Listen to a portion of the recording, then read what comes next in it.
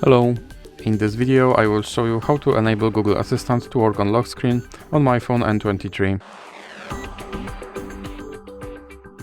So you have to start by opening your Google application, then click on your avatar and go to settings.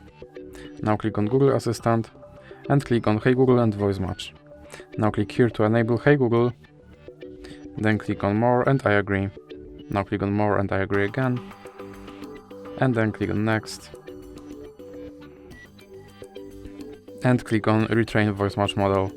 Okay Google, what's the weather tomorrow? Okay Google, set a timer for 5 minutes. Hey Google, make a call. Hey Google, remind me to water my plants every Monday. Now click on Next. And then click back. And then go to lock screen. Then click Get Sign In and make sure that this first option stays on. And now let's check if my Google Assistant will work on lock screen. Okay Google.